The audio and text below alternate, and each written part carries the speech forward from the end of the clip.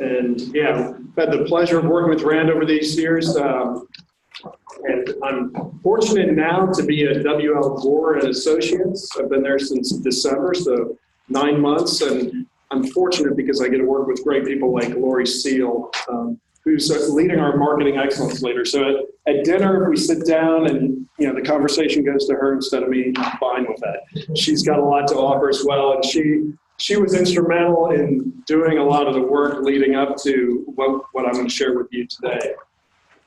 So interestingly enough, I have a Yosemite reference as well. If this will, that button.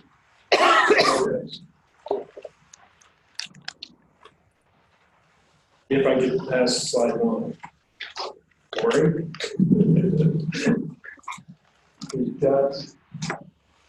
It worked earlier. It always works earlier. Yeah, it always works earlier.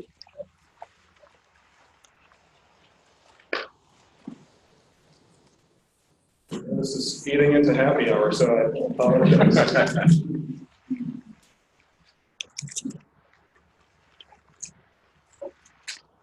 Oh, there we go. That's the next slide.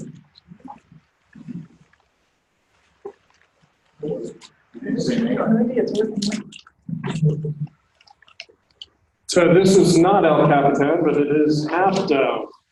And, it's just spectacular. How many of you have been to Yosemite? So have you been to Glacier Point, which is where I took this? So absolutely spectacular, unless you have vertigo. And so I struggle a little with vertigo. So you can see in the bottom right, you're driving an hour and a half through the woods, and you've got tall sequoias, you're seeing, and pine trees, and it's absolutely gorgeous. But you're in the woods for like an hour and a half until you get to this point, and all of a sudden it just opens up and is so expansive. The road is here, and the cliff is right here. And when you have vertigo, you kind of go, oh. So I was driving. I let my daughter and wife out, and slowly moved, got around the corner, and my wife came back, took control of the steering wheel, and I kind of did my Tim Conway to the to the edge of the cliff to take that picture. And I share that because, I'm not here to give you the big picture view of how you create marketing capabilities in your organization. I'm going to be holding your hand. I'm going to present some idea starters and hopefully help you drive up the mountain and turn the corner and get out of your car and get to the cliff to take the picture. So there's a lot of work that goes into getting to that point, all the planning, the driving, and also soothing your daughter who's crying because she's going to school and leaving her boyfriend behind. As beautiful as it was, we had crying in the car. So hopefully you'll learn a little something in the role you have. So I want to talk a little bit about the intrigue and power of the Gore culture. It's a unique culture. I've been aware of Gore for 30 years, and I always heard about the culture at Gore. And Lori's lived it for how many years? 14, so it has a lot more experience there, but it's a unique and fun culture. I'll share what we've done around the evolution and then the launch of our marketing competencies, and then what we're doing around building the marketing curriculum. A little bit about Gore. It was started 60 years ago by Bill and Vive Gore. Bill worked at DuPont, and he saw this technology. DuPont said, I don't think that's going to be big enough for what we want. Go ahead and take it and start your company in the house. And so he and they did. And today we've grown to 10,500 associates globally. It's a large company, largely based on technology called PTFE, a polymer technology that has gone into numerous applications. We have 3 divisions: medical, where you'll find stents and other applications, Fabrics, most of you probably know Gore or Gore-Tex. If you hike, if you're in Yosemite hiking, we make Gore-Tex for outdoor apparel and equipment. And then we also have the Performance Solutions division, which covers everything else, cables and vents for smartphones and automobiles, and just hundreds and thousands of applications. Even on our website, we talk about company culture. And I've never been at a company that talked about its culture so much. They talk about it externally, you join, and they talk about the culture. So we're going to get into that. And I want to start off with an interactive, I want to make this as interactive as possible, but I want you to answer, go to your polling link, and Lori's going to help me out here.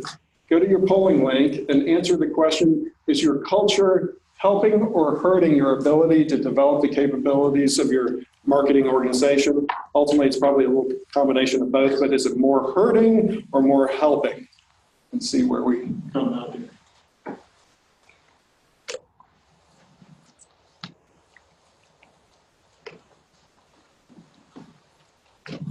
I assume eventually the results will show.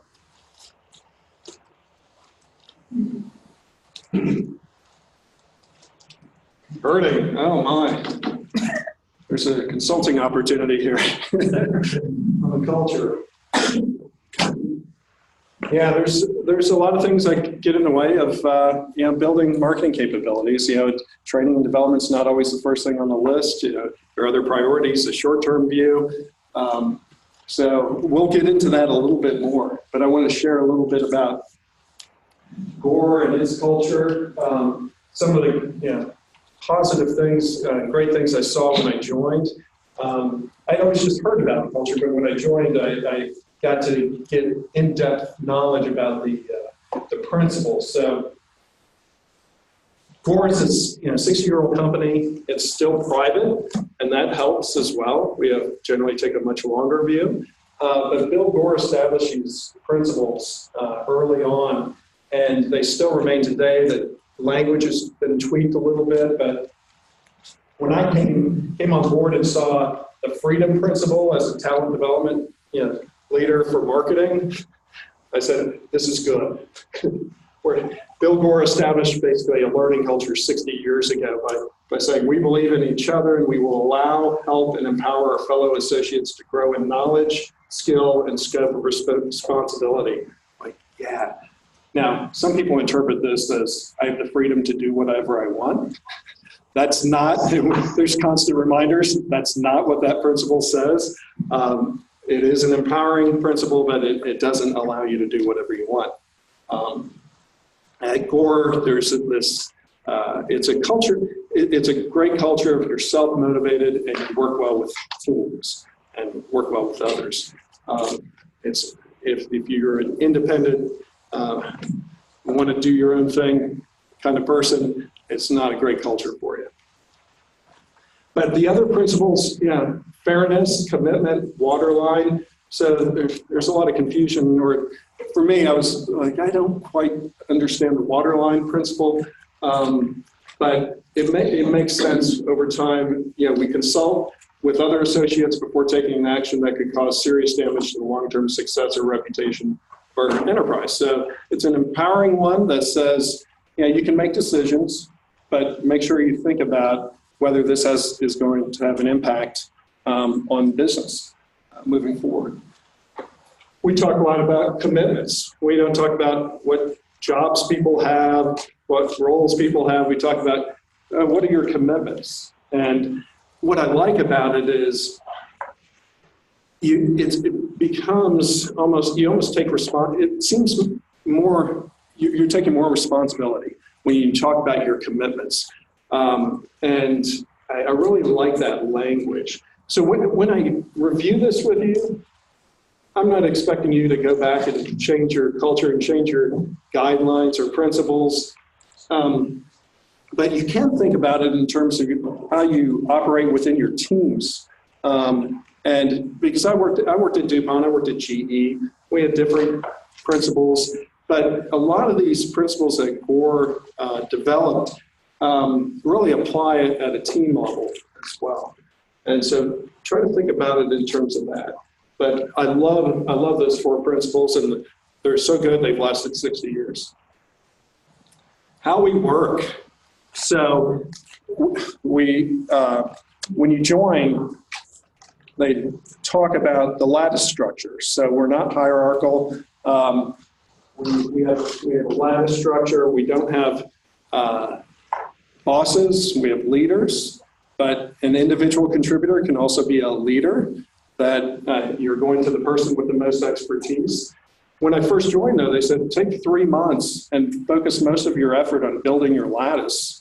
How many of you have heard of that? I said, but I want to work. I want to get, I want to get stuff done. So, find your quick win. Yeah, we'll do that. But really, it's so important to work well with others. We want you to, meet with other people and learn what they're doing and what you're planning to do. And it just is, I found it so helpful in coming on board to have that freedom to meet with other people, and you can meet with anyone you want. At Gore, there are no levels. So if you want to, meet with the CEO, you can do that. If you want to meet with people in other functions, they're very open to sitting down with you. But it isn't. It was an interesting. It's an interesting approach because, you go into an organization, you want to contribute right away and make an impact, and they're telling you, hold on.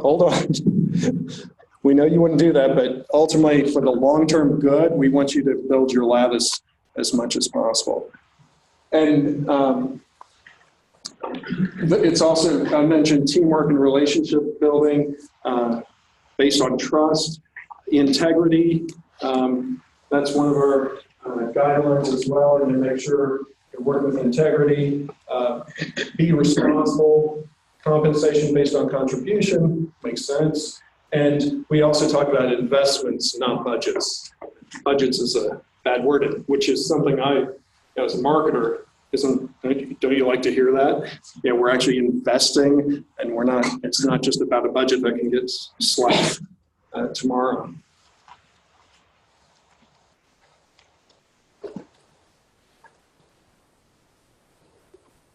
We're all called associates. It's W.L. Gore and Associates. We don't consider ourselves employees. I looked up associates, a definition. I talked about associates implies a partnership. So again, to that teamwork aspect, it's a partnership with everyone you work with and with customers. So it's a little different, but these nuances really make a difference over time. I mentioned leaders, not bosses. And then another great thing they've done, and I think any company could do this, is develop a sponsor or a mentor program. When you come on board, you have a starting sponsor that you work with. They help you get on board, get everything in place. At GE, I think it took me 3-4 weeks to get my computer. I was working remotely, kind of challenging. Everything was in place when I got there, and then the sponsor program continues, and you can rotate sponsors as well, but the sponsor program continues throughout your career at Gore. Lori, did you want to add anything to the Gore culture, or the impact you've seen in your role as an associate for 14 years? Well, you touched on sponsors. The interesting caveat is that there are 2 kinds of sponsors. One is a starting sponsor, and they have a very specific role, to get the person up to speed quickly and understanding their way around Gore and understanding the culture and building their lattice and getting their quick win. But a starting sponsor has a very specific role. And then about 9 months or a year into it, they change their sponsor. And that sponsor can stay with them for as long as they want or need, and then can change sponsors. But the idea of the starting sponsor versus the sponsor is quite an important role. Yeah, so we're well known enough around our culture that it's published, and we also get recognized oftentimes as a great place to work. So a top 100 great place to work, and we're back. I think we were off the list for like 2 years, and we're back on this year. So glad to see that. But you can see the employee satisfaction, which we talk about, leads to customer satisfaction.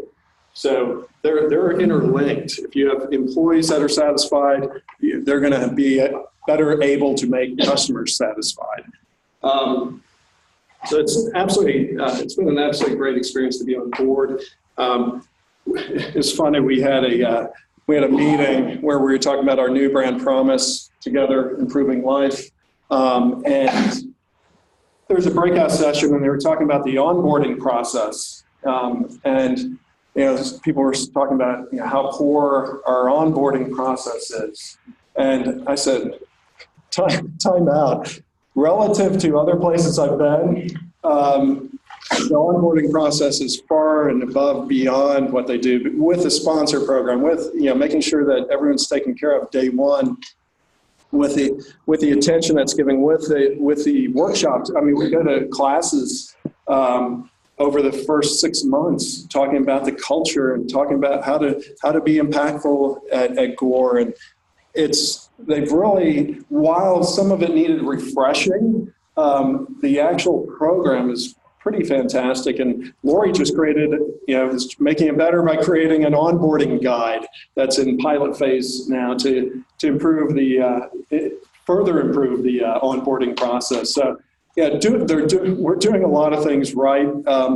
And what I like about the company is it keeps challenging itself to be better. But I was talking to another new associate recently, and my office mate, which I've seen about 5 times in the 4 months he's been here, but he was talking about, I've never been to a place, and he's worked at a lot of other companies too, where they talk about culture so much. And really these words that you see around commitments and the freedom principle, they actually, there are conversations, work conversations where people are talking about the principles, and it's just a unique culture in that way. So it's been great. The downside is, it's not a perfect organization. There are a lot of great things about it, but I mentioned the freedom principle. Some people take that to interpret that incorrectly, and oftentimes in a lattice structure, you'll find you're like, okay, who's making the decision? Trying to figure out, navigate who's making the decision, who has the money to invest in programs, and so those were some early challenges. But overall, it's been a great experience. So I just wanted to kind of set that foundation, and also, for someone in a talent development role, having a learning culture is really valuable, where you don't have to fight, for each and every dollar to develop the capabilities of the people. So I think we said we're not going to do a poll on this one, right? But I just wanted to open it up and ask you, what aspects of your culture, 70-some% said the culture is hindering. I think it'd be good to share. What are the aspects that are hindering or helping you build marketing capabilities in the organization? And it's open. Who wants to share? Don, did you want to share anything? You were going to heckle me. Well, I think the challenge for us is that we've gone through so much organizational change. Right? Bankruptcy, we had reduction in force. Now we've got a merger from bankruptcy with a new organizational structure, a new chief executive officer. Yeah. And what Dan was talking about before about marketing is the first, to get cut. When you look at cost cutting measures, and we've experienced that. So now we're trying to find our foundation. Yeah. And we also talk about, I mentioned we have 3 divisions, and we talk about the readiness and willingness of each division. Kind of have to meet them where you are. And our fabrics division has been going through some restructuring as well. And, it's been much more challenging working with the fabrics division in getting those skills built, because when people change, you don't know whose skills to build. So it can be a challenge. How about you guys? How about this side of the room? I'll move over here. Yeah, go ahead. I think the heritage of our company is built solving single sales opportunities and being heroes in doing that. The concept that Dan advanced around building a business case and a strategy on the front end and building that deep understanding is a very big foreign concept to people who are like, wait, I'm off doing something for the customer, and you're telling me we have to do this. Customer first. What are you going to tell me? Right. You don't already know. Right. Right. I think from a culture point of view, there's become almost a cult of busyness. I'm so busy, I'm so overextended, it's not my job. I have these 10 things to do, we want to add the 11. It becomes very difficult. So without ownership, without compensating and rewarding that ownership, giving goals, accountability against it, everyone feels slammed over the last sentence. Yeah. And companies are doing 1 year and 1 year. And so that one half from 15. So it's a real challenge. Anyone else over here? I think I'll go back. I think we are a combination of 50 different companies that got bought by a very large French company called Veolia and Siemens, then a privately held company and now a public company. So we didn't really know what good and great looks like. Yeah.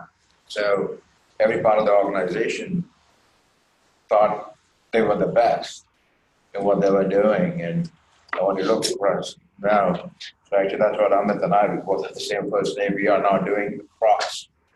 What does really good and great looks like? So building that culture on the marketing side, but our foundation at least is now very nicely set, high performance culture. So we're building all marketing work based on the fundamentals of what we call about empowerment, accountability. So that kind of cultural image we have set. For example, every employee in the company has an authority what we call stop work. If anybody in the company sees anything that is unsafe, you can stop work irrespective of where you are in the organization. So that we have built, but the legacy still has to be resolved, around the marketing element. Mm-hmm. So that's where we are. So long story, but the history dictates a lot where you are in the culture. Right. And what do you think is good and what is great. Yeah, and Gore too, one of the challenges we have is, the product specialists used to be king. They used to do the marketing, right? So there's been a lot of work in the divisions to identify roles and responsibilities now that we have a more robust marketing organization. But sometimes, So I have about 50 product teams. Everybody's an engineer. Each one of them, and the great, just back to what is really good and great. Yeah. So I think it's, again, fundamental definition of marketing is, I think historically, and nobody will admit, you take the best engineer and you make them product managers. Yep. Yep. That's what happens. Yeah, and that's a little different. Go ahead. What's that? I think a lot of people admit that. Yeah, and DuPont, we had a lot of engineers go into marketing roles, and Rand is an example of that. And some do very well, like Rand, and others didn't. But at Gore, what we've been doing is hiring more experienced strategic marketers from the outside. Less of the moving. Engineers may go into what we say product specialist roles, but generally. And then the classical debate where a B2C marketer can fit in the B2B environment. A B2C, somebody who spend their years in B2C, can they adapt to a culture in a B2B environment? Yeah, have you seen? We can debate that over here. I have a table at. Yeah, I'm having that debate with my CHRO right now.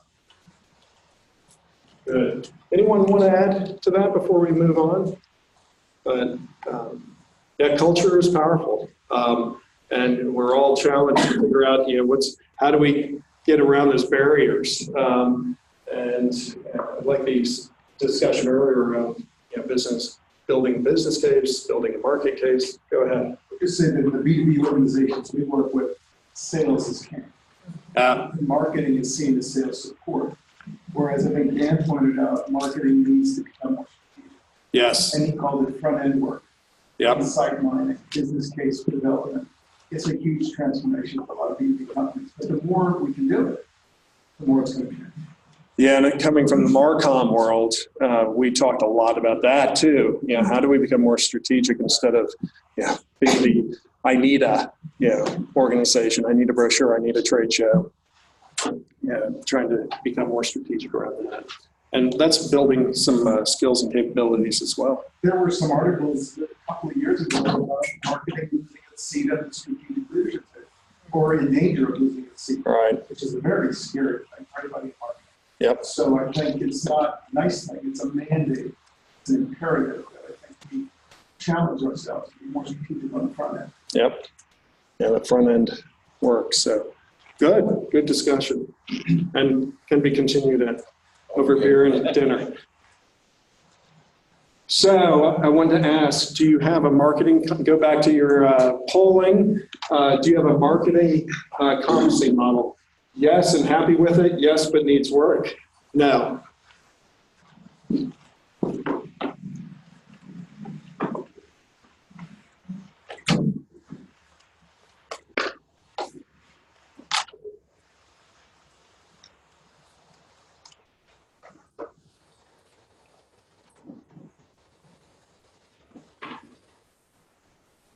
Drum roll. Oh, most don't, so this could be helpful. Yes, but needs work. Nobody's happy with their marketing competency model. So,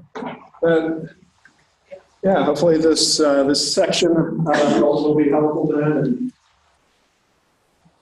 And, I was not involved in the developing of the marketing competency model at DuPont, but when I came into Gore, some work had already begun, and this was my quick win. Now, if you ever develop a marketing competency model, I don't know if you put quick next to this category of work, but they had already done a lot of the work, so it was a little quicker for me to kind of complete the work. But we had a marketing competency model. I think it was developed about 8-9 years ago, but it was less focused around marketing competencies. It was more around soft skills. So it needed a significant refresher. And to give you some context too, Gore now has, I think it's around 370 marketers in the organization. That includes Marcom and digital marketers, market research. And so out of 10,500, the percent's not that great, but the organization has gotten big enough where it realized we needed to step back and develop a marketing competency model. We have a marketing functional excellence team that's led by Lori, and there's a lot of work to develop our marketing capabilities in the organization. So, the past competencies didn't adequately represent the future state of what we wanted out of the marketing organization. We have hundreds of new marketing associates. Said we're hiring mostly experienced strategic marketers from other companies.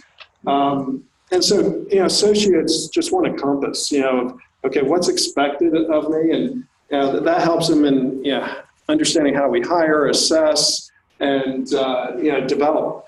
And when we talked about finishing these competencies, one of the key things we talked about throughout this process was making sure that we wanted to give them the guide or the compass, but what was more important was they didn't know what kind of development opportunities they had available to them. And we already had a number of opportunities in place, but they weren't aware of them.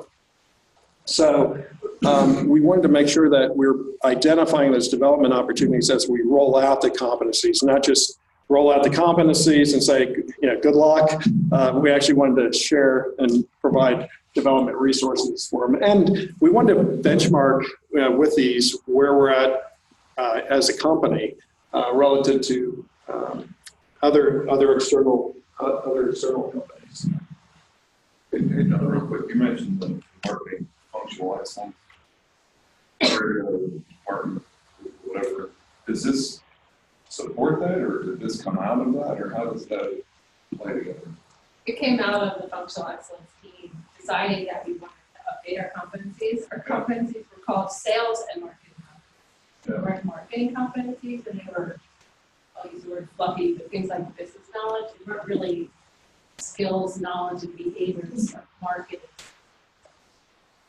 We were excited we did that.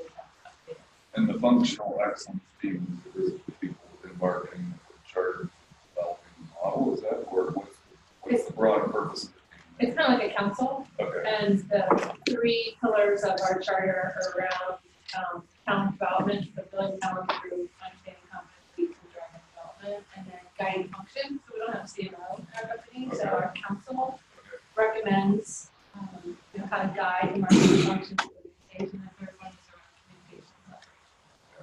It's just made up of marketing leaders across all of the divisions, talent development, brand. Thank you. You had a question, or? I did have a question, but I think it's just been answered. My question was going to be, is this a centralized Larson function you're talking about, or is it embedded in the businesses? I think we've assumed that's actually. One of the businesses has a dedicated functional excellence leader. The others represent the business and have jobs that with other or have other commitments, I should say. So I thought you might be interested in the process of how we went about developing competencies. Like I said, the work actually started before I got there. And we brought in a company called Imprint Talent Readiness. And they did a workshop and brought in all the leaders of the different divisions and subject matter experts, marketing leaders from the divisions, and to really identify what are the business needs, what are the priorities, and those capabilities we need to meet the goals of the business. So went through that workshop, selected the most important competencies based on roles and skills needed for future growth, and then we developed the competency descriptions and tasks with the cross-divisional SMEs. Started with one group, and then we went to the next level and worked with the SMEs to make sure what we drafted was working for them in their divisions.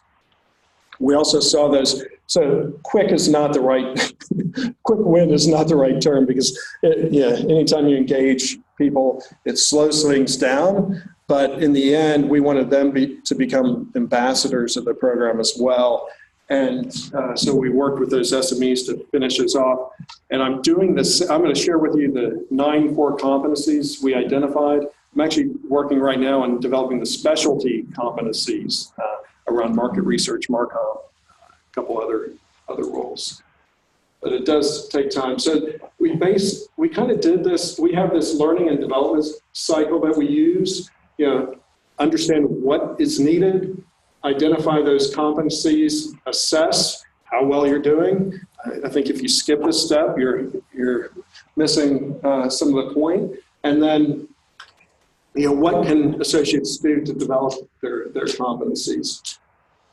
And I like having the coaching piece of this around there as well throughout the process. That's where the sponsors and leaders come in. And now,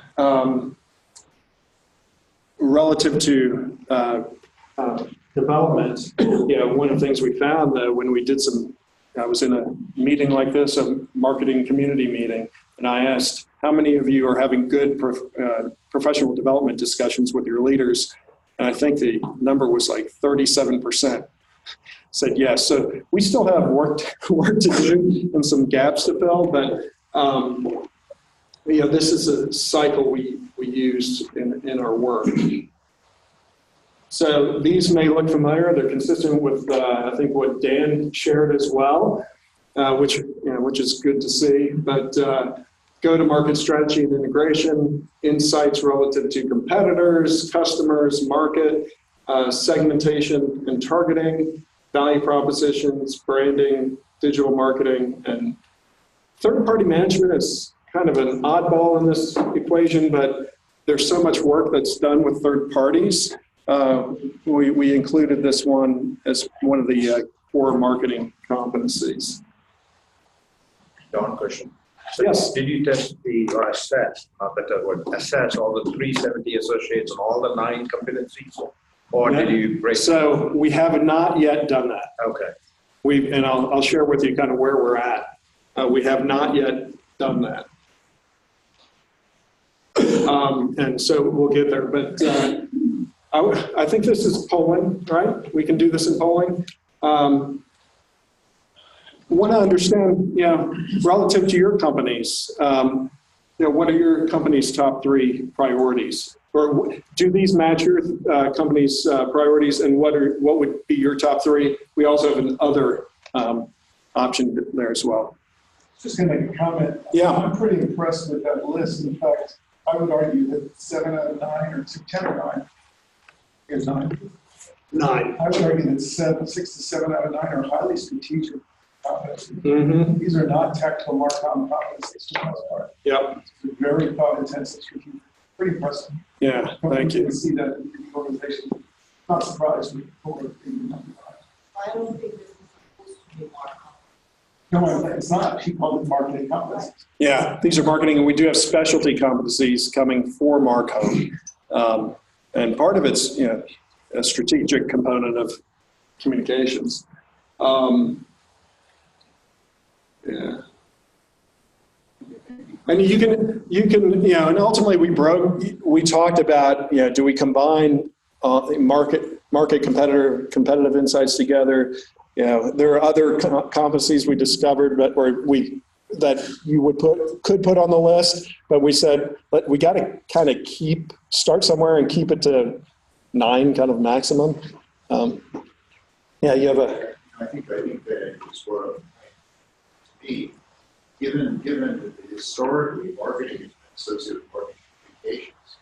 Yeah. That's a stunning competency to me that's missing. You want to comment on that? Well, we define, so we talked about marketing communications, but we have it in as a specialty competency. And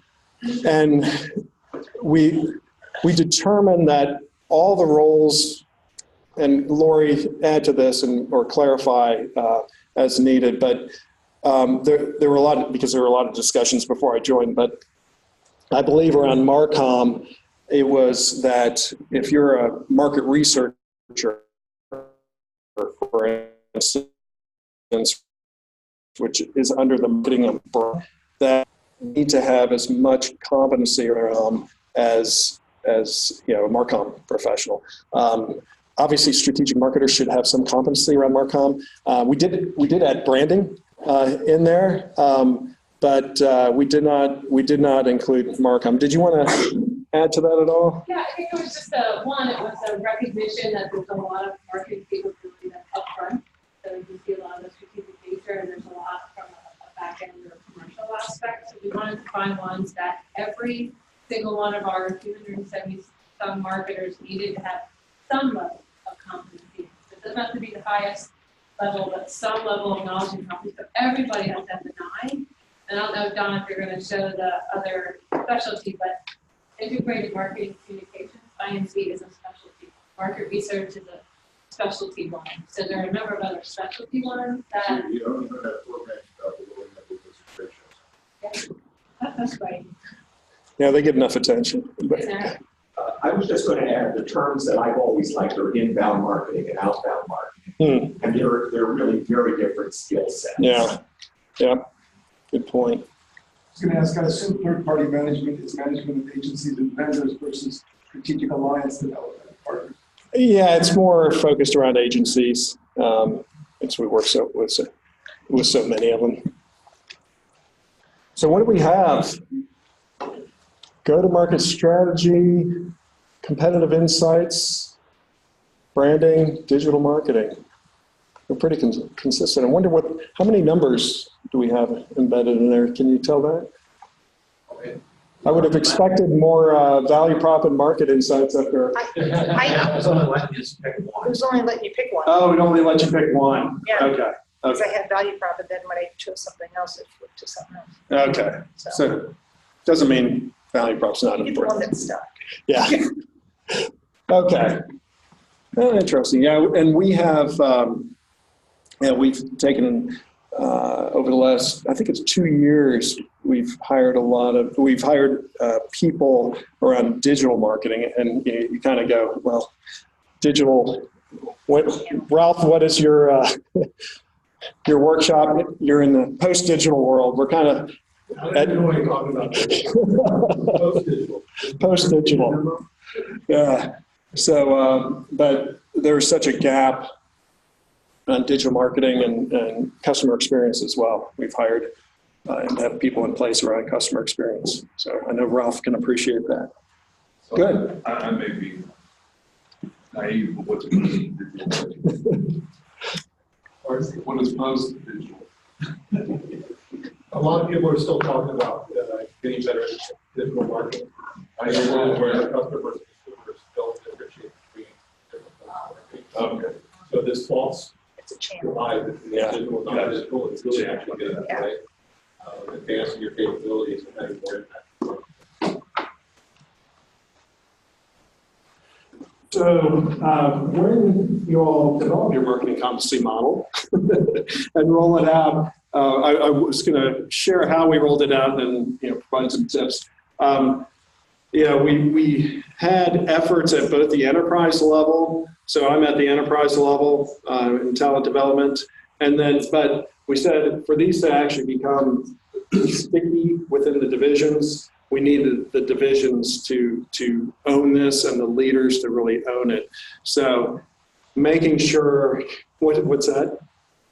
10 minutes? Time. Oh, man. I guess I'll do this and finish it off at dinner. But we developed a marketing competency handbook. We have the competencies, and we use the 70-20-10 model that you learn 70% from others and learn from experiences, 20% from others, and 10% out of structured learning. Ultimately, they should all come together. But we've identified development resources across the 70-20-10, working with SMEs. Importantly, we have coaching guides and leader guides. We do the video with the CEO on the importance of this work. Shifting, I know I've been to other ISBM workshops and all the companies are in the same place. They're all great products. We haven't been thinking about the customer. So we're making those shifts as well, and he talked about that. Okay, so I'm going to run through this pretty quickly. This is a quick view of the elements of what's in the competency model handbook. We identify, we have a description, the foundational skills, behavioral indicators. We have a rating scale that you actually can click on the PDF and identify how well you rate. Proficiency stages, 1, 2, 3. So I actually like that we came to the conclusion, let's focus on 3 stages versus at DuPont, I think we had 4, and at GE we had 5.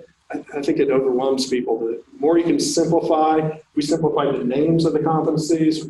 That was when I went into this and was handed the project, I kept on thinking simplification, because you need your associates to actually want to read this and go through the process. So we have 3 stages of behavioral indicators, and you can see the drop down, so you can choose. That's an example for go-to-market strategy.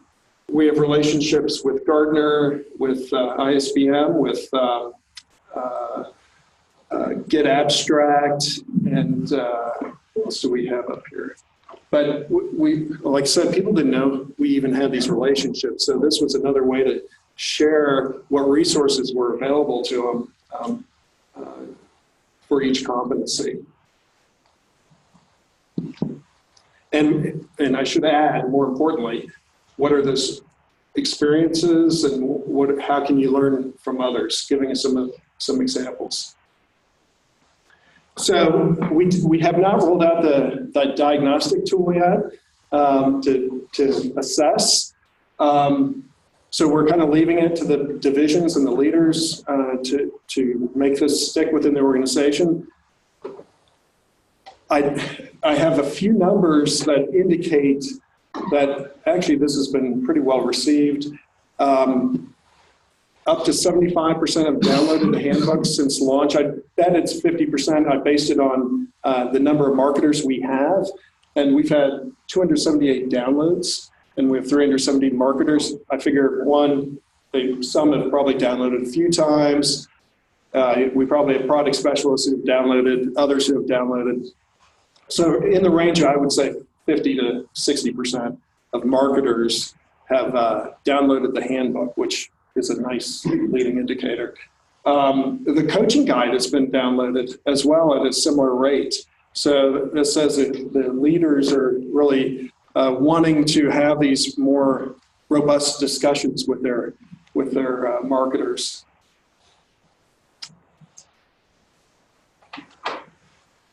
So I'll talk about the assessment.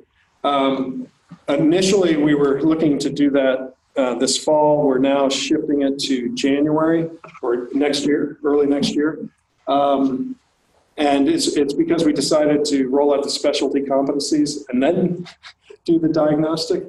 But we think this is really going to be powerful and really help with that stickiness and use.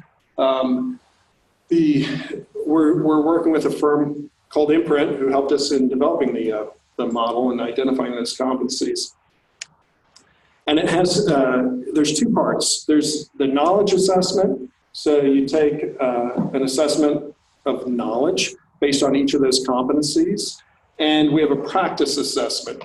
And that's what's within, it's an automated version of what's in the handbook. And it allows peers and leaders to do the assessment as well. So it's not just your own self-assessment. It's, you get the feedback from leaders and peers as well. Hey, Don, can I add something to that? Just, you mentioned grant learning. For those of you who wonder about that firm, that's also the diagnostic they do is called the Marketing Readiness Diagnostic. And the firm is led by Chris Quinn. And this is the company that we recommend, assessment that ISP recommends for marketing assessments if you ever have it. It didn't come to Gore. They were working with Chris before joined ISP. Right. But they also happen to be the same firm that we recommend. Chris comes to a lot of these meetings. And we worked with Imprint at DuPont. We worked with there. And I know many of you have worked with them also. And then what's great about it is you're able to tailor it to your organization based on what competencies you choose. You can work with the language and the questions to make sure it's relevant to your company. It means you have to really pay attention to a lot of the details. It's not just send it to another company to execute, but I think it will make it more impactful. And one key point I want to make is that you can set this up anyway. We're setting it up that the report for the individual, the results of the knowledge assessment, are confidential to that employee to that associate. I think we believe when we roll this out that's going to be critical, that employees or associates don't want to know that everyone can see the results. Oftentimes when there's a lot of restructuring, you have to be careful about, what are you using this for? Is this being used for restructuring purposes? We want to make sure that that's kept out of the equation. So how we roll this out is going to be very important, but we did make that decision to make it a confidential report. And then Marketing Functional Excellence gets an aggregated report of results, and we can see how we do against the external companies as well. Now I have a question. Yeah. For what is powering this? What technology? Is it like an Adobe thing or? It's their platform. Actually told me the name of it the other day, but it's their platform. It's Imprint's. And is this tied to the performance appraisal too? Like, are they evaluated on these competencies and MPAs? Well, that's not right now. There's that discussion that's taking place. We've got a relatively new performance and development process and system within Gore, so we're looking at how these two mesh. Yeah. So Rand mentioned, it is Imprint is ISBM recommended, 15 years of experience. Chris and the team there is, it's great to work with. And he in fact worked with CEB's Dr. Best tool, but he wanted a way of helping companies tailor it to their needs, which is fantastic. So here are some of the companies. I think we have representation from at least Sherwin-Williams here. Anyone else? But Narcy, who's now at Gore, actually used the tool as well at Sherwin-Williams. So that helped in influencing and, and selling it internally. So there's just a few minutes. Any other questions or comments on the diagnostic? We also renamed it. We're calling it the Marketing Diagnostic and Development Tool, and we did that to reinforce the development nature of that. So they take the assessments and then they get the development opportunities shared with them. And that's really the focus we want on this is, it's about their development. It's not about restructuring. It's about their development. All right, so I just have one more slide, so I think I'll fit within the time here. So we're in the process of developing a curriculum. We have a lot of we have programs that we use, and we've built those into the 70-20-10 development resources available to them. So we're planning to use that 70-20-10 model. The goal is to identify ongoing gaps and priorities. We're continuing to look at those priorities with the businesses and have those discussions, but the diagnostic tool is going to help that as well, identify those gaps and those strengths. We're in the process of developing a marketing framework, which we see as foundation for all the talent development work we're doing. And I'm in the process of drafting, so this is work in progress, drafting a curriculum framework. I think I've shown it to Corey and maybe another one or two people at Gore. And then from all this, we can make decisions about where do we build by, and we need to align with the other functions as well, our product specialists and sales, to make sure everyone's on the same page. But how does ISBM fit into this? The workshops, can we bring some of those workshops internally? We're working through that as we speak. But I'll show you the framework in progress. I'd love to see what you guys, if you've developed curriculum frameworks before. But what you see up here is the fundamentals at the bottom. So, looking at creating a Gore commercial academy. Right now, we kind of work marketing, sales, product specialists, developing a Gore commercial academy that includes marketing, sales, and product specialists. And then, there are fundamental concepts and skills we need to have. We want to develop a common language, common processes, common tools available to everyone 24/7. So we've got the fundamentals, and then you need to build core skills.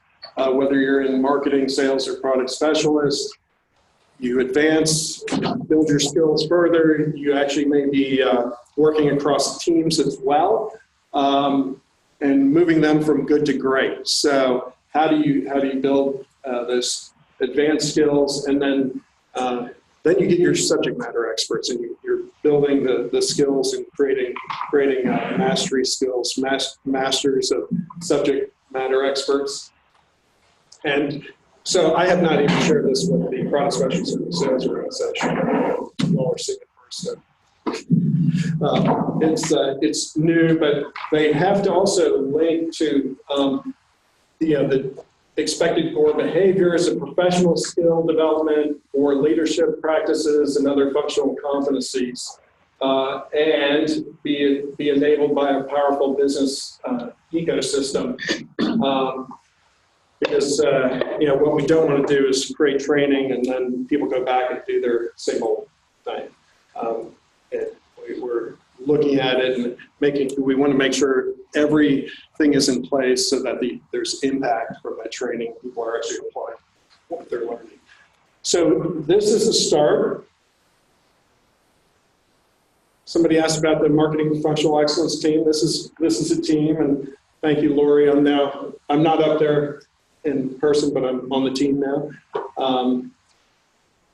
So representatives from each of the divisions, 2 representatives from each of the divisions, and then some of those at the enterprise level.